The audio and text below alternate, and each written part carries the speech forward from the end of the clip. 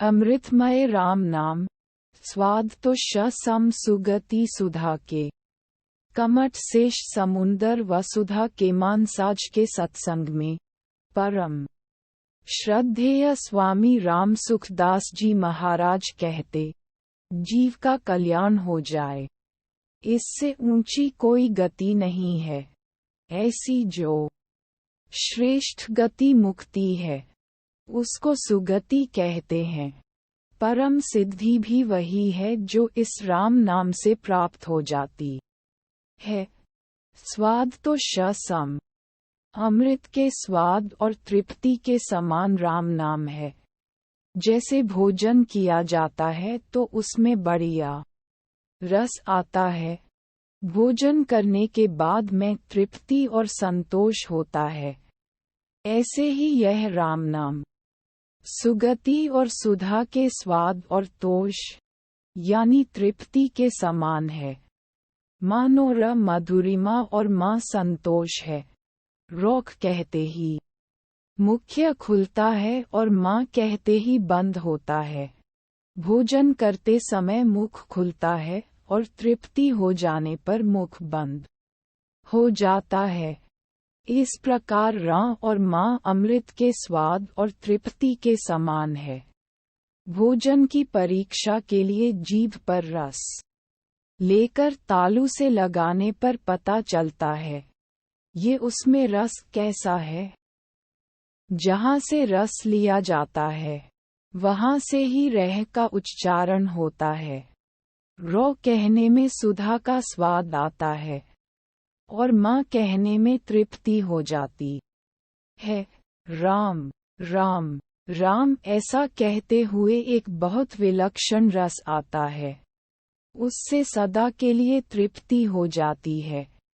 नाम मेरा साने पर फिर दूसरे रसों की जरूरत नहीं रहती। जिनको भगवान नाम मेरा सा जाता है, उनकी संसार के विषयों से रुचि हट जाती है। जब तक संसार के विषयों में रुचि रहती है, तब तक भगवान नाम में रस नहीं आता। भगवान के नाम में जब रस आना शुरू हो जाता है, फिर सब रस फीके हो जाते हैं। श्री गोस्वामी जी महाराज कहते हैं, यदि राम नाम मुझको मीठा लगता तो सब के सब रस फीके हो जाते। भोजन के 6 रस और काव्य के 9 रस होते हैं। ये सब फीके हो जाते हैं क्योंकि ये सब बाहरी है, बाहर ही है। उत्पन्न और नष्ट होने वाले पदार्थों से मिलने वाला रस नीरसता में बदल जाता है। संसार में जीतने रस है, वे विषय और इंद्रियों के संबंध से होने वाले हैं। वे शुरू में अमृत के समान लगते हैं, परंतु परिणाम में परिणाम में जहर की तरह होते हैं। इस तरह विचार न करने से मनुष्य विषयों में फंसता है। जो विचारवान सात्विक पुरुष होते हैं, वे पहले परिणाम की तरफ देखते हैं, इस कारण वे फंसते नहीं। सज्जनों, ये बातें ऐसे ही केवल कहने सुनने की नहीं है, समझने की है और समझकर काम में लाने की है। आदमी को सोच समझकर काम करना चाहिए। विचार पूर्वक काम करने वाले को परिणाम में कष्ट नहीं उठाना पड़ता। बिना विचारे जो करे 100 पाछे पछताए।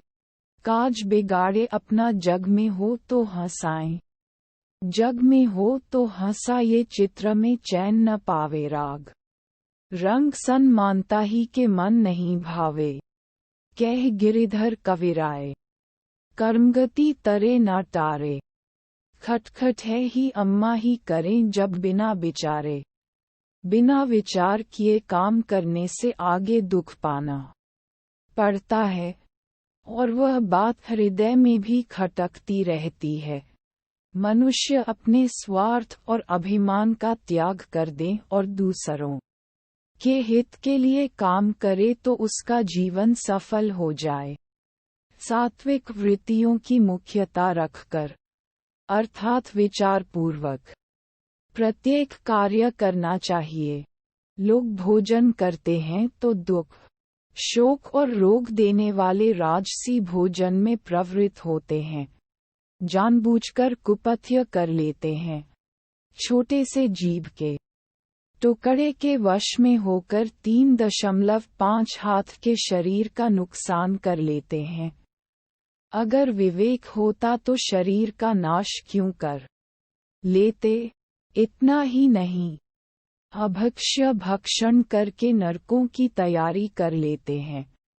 तो राम नाम की महिमा कहते हुए गोस्वामी जी कहते हैं, सुगति रूपी जो सुधा है, ये सदा के लिए करने वाली है, सदा के लिए लाभ हो जाए। जिस लाभ के बाद में कोई लाभ बाकी नहीं रहता, जहाँ कोई दुख पहुँच ही नहीं सकता, ऐसे महान आनंद को प्राप्त करने वाली जो श्रेष्ठ गति है, उसका रस राम नाम का जप करने से आता है। जो राम नाम से तृप्त हो जाते हैं, वे फिर सांसारिक भोगों में फंसेंगे नहीं। उनसे कहना नहीं पड़ेगा कि पाप अन्याय मत करो, उनकी पाप अन्याय में रुचि रहेंगी ही नहीं।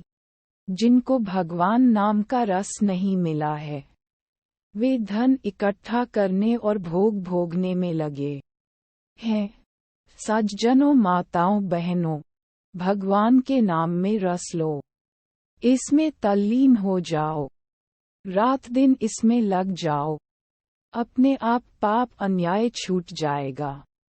निश्चित आचरणों से अपने आप ही गलानी हो जाएगी। अभी मैं मलिनता अच्छी लगती है, बुरी नहीं लगती। कारण क्या है? अंतःकरण मैला है। जो खुद मैला है उसे मैली चीज ही अच्छी लगेगी।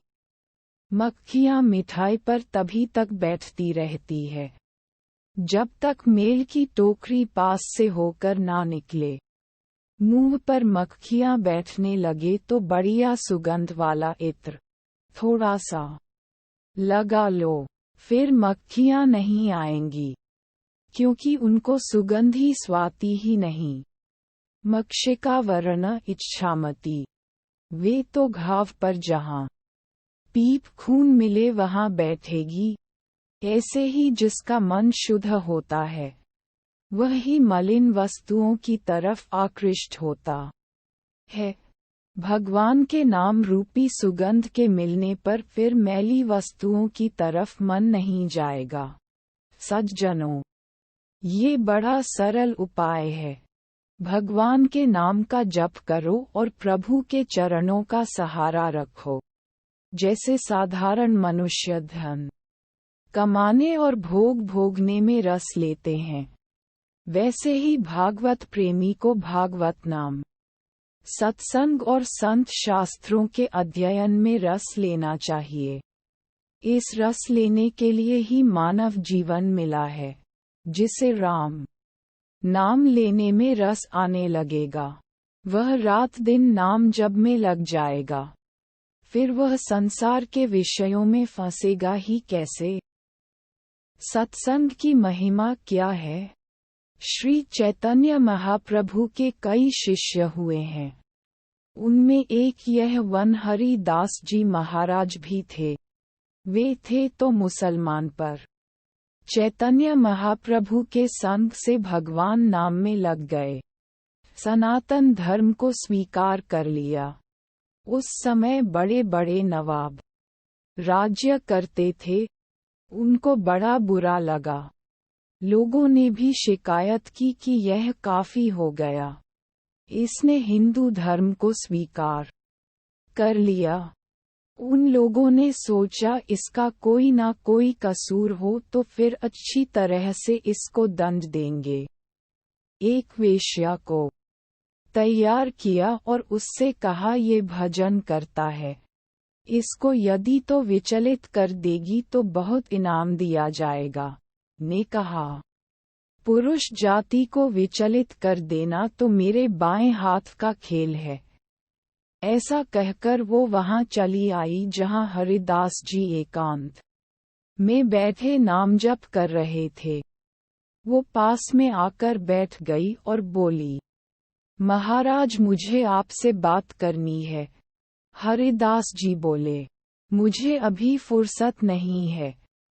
ऐसा कहकर भजन में लग गए। ऐसे उन्होंने उसे मौका दिया ही नहीं। 3 दिन हो गए। वे खा पी लेते और फिर हरे कृष्ण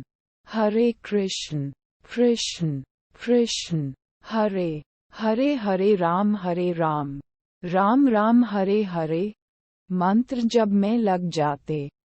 ऐसे वेश्या को बैठे 3 दिन हो गए पर महाराज का उधर ख्याल ही नहीं है। नाम में ही रस ले रहे हैं। अब उस वेश्या का भी मन बदला कि मैं कितनी निकृष्ट और पतित हूँ। ये बेचारा सच्चे हृदय से भगवान में लगा हुआ है। इसको विचलित कर नरकों की ओर में ले जाना चाहती हूँ। मेरी क्या दशा होगी। इतना भगवान नाम सुना, ऐसे विशुद्ध संत का संग हुआ, दर्शन हुए। अब तो वो रो पड़ी और बोली, महाराज मेरी क्या दशा होगी आप बताइए। जब महाराज ने ऐसा सुना तो वे बोले, हाँ हाँ बोल, अब फुर्सत है, मुझे क्या पूछती हो। वो कहने लगी, मेरा कल्याण कैसे होगा। मेरी ऐसी खोटी बुद्धि है जो आप जैसे भजन में लगे हुए को भी नरक में ले जाने का विचार कर रही थी। मैं आपको पथभ्रष्ट करने के लिए आई थी। नवाब ने मुझे कहा कि तू इनको विचलित कर दे, तुझको इनाम देंगे। मेरी क्या दशा होगी महाराज। इस पर उन्होंने कहा कि तुम नाम जप करो, भगवान का नाम लो। फिर बोली, अब तो मेरा मन भजन करने का ही करता है। भविष्य में कोई पाप नहीं करूंगी, कभी नहीं करूंगी। हरिदास जी ने उसे माला और मंत्र दे दिया और कहा, अच्छा ये ले माला, बैठ जाएं यहाँ और कर हरि भजन। उसे वहां बैठा दिया और वो हरे कृष्ण कृष्ण कृष्ण हरे हरे, हरे राम राम राम हरे हरे इस मंत्र का जप करने लगी। हरिदास जी ने सोचा, यहाँ मेरे रहने से नवाब को दुख होता है, तो छोड़ो इस स्थान को और दूसरी जगह चलो। तो एकांत में 2-3 दिन तक वेश्या बैठी रही। फिर भी हरिदास जी का मन नहीं भटका। इसमें कारण क्या था। राम नाम का जो रस है वह भीतर में आ गया। अब बाकी क्या रहा सज्जनों। संसार के रस से सर्वथा विमुख होकर जब भगवान नाम जप में प्रेम पूर्वक लग जाओगे, तब है भजन का रस अपने आप स्वतः आने लगेगा। इसलिए राम नाम रात दिन लो। कितनी सीधी बात है। नाम लेने का मजा जिसकी जुबां पर आ गया वो जीवन मुक्त हो गया, चारों पदार्थ पा गया। किसी व्यापार में मुनाफा कब होता है, जब वह बहुत सस्ते में खरीदा जाए। फिर जब उसका भाव बहुत महंगा हो जाए तब उसे मुनाफा होता है। मान लो 2-3 रुपए मन में अनाज आपके पास लिया हुआ है और भाव 4045 रुपए मन हो गया। लोग कहते हैं अनाज का बाजार बड़ा बिगड़ गया, पर आपसे पूछा जाए तो आप कहेंगे कि मौज हो गई। आपके लिए बाजार खराब नहीं हुआ। ऐसे ही राम नाम लेने में सतयुग में जितना समय लगता था, उतना ही समय अब कलियुग में लगता है। पूंजी उतनी ही खर्च होगी और भाव होगा कलयुग के बाजार के अनुसार। कितना सस्ता मिलता है और कितना मुनाफा होता है इसमें। कलयुग में नाम की महिमा विशेष है।